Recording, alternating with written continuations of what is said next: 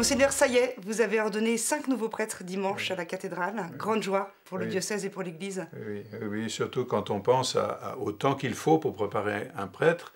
Des hommes qui souvent ont fait des études avant d'entrer au séminaire, qui ont eu une vie professionnelle, une expérience de l'existence et des rapports sociaux.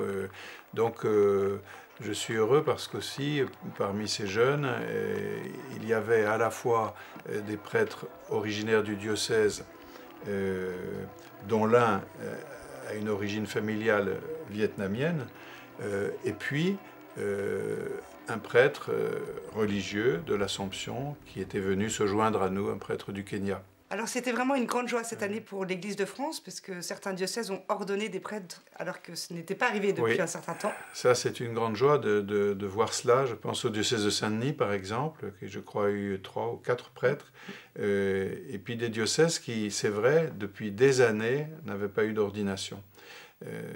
Donc c'est un beau cadeau qui nous est fait à nous tous, sachant que même si on est pauvre ou si on est limité, c'est beau chaque fois qu'on peut aussi se faire des prêts ou s'envoyer si je puis dire, s'échanger des cadeaux, des prêtres qui vont rendre service dans un diocèse, par exemple les prêtres Fidei Donum ou bien les prêtres de la fraternité missionnaire des prêtres pour la ville, dans ce cadre-là ou dans d'autres, pratiquer cet échange. Donc dans notre diocèse, il y a des prêtres qui vont rentrer de mission, que vous aviez prêté, offert à d'autres diocèses, notamment en Amérique latine et en Afrique. Voilà. Et d'autres qui partent. Puis d'autres qui partent. Voilà. Et puis aussi, nous avons la présence de prêtres africains, polonais sur le diocèse.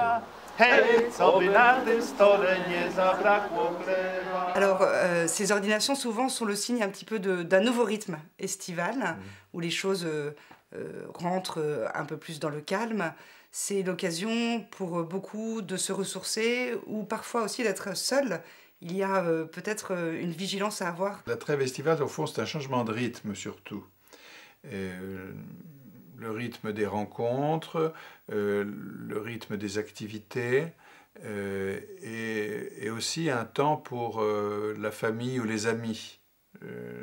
C'est bien sûr pour chaque famille l'occasion de se retrouver, mais c'est plus largement l'occasion de retisser des liens ou de veiller à ce que les liens ne se distendent pas avec les amis et les membres plus lointains peut-être de la famille, y compris les personnes âgées qui ont besoin de notre visite, de notre soutien pendant ce temps qui est un temps de grande solitude. Aussi, je pense à des lectures. Tout le monde n'est pas forcément un grand lecteur, mais on peut tout de même consacrer du temps à la lecture d'un texte qu'on n'a pas pu lire pendant l'année, et par exemple à Maurice Laetitia.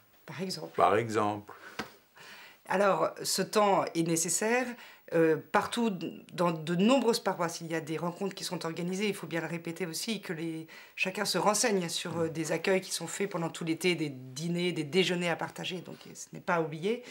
Mais nous avons des jeunes surtout qui vont partager des grands moments ensemble cet été. Le diocèse accompagne plus de 2000 jeunes autour du pape François en Pologne, avec un arrêt bien particulier dans la ville d'Auschwitz. C'est important de s'arrêter à Auschwitz pour que les jeunes générations soient bien conscientes de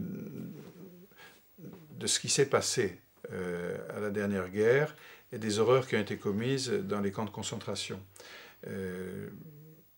Parce que l'homme,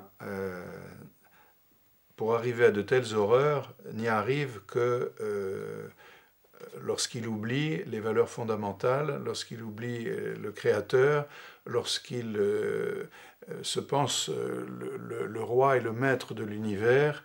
Et donc, c'est à cela qu'il faut réfléchir en même temps. Je suis d'autant plus content que cette rencontre puisse avoir lieu à Auschwitz, que dans le même moment aura lieu à Louvciennes une commémoration du jour où des jeunes enfants de Louvciennes ont été déportés. Ce sera le jour anniversaire. À Louvciennes, il y aura une cérémonie et nous, on sera à Auschwitz. Voilà. Monseigneur, un dernier point, une dernière grande rencontre de l'été, diocésaine, un événement incontournable, le pèlerinage à Notre-Dame de la Mer, le 15 août, avec le passage de la Porte Sainte. Alors, pour ce passage de la Porte Sainte et cet anniversaire, j'ai invité aussi Monseigneur Brouvet, qui est l'évêque de Lourdes, qui nous fait la joie de venir.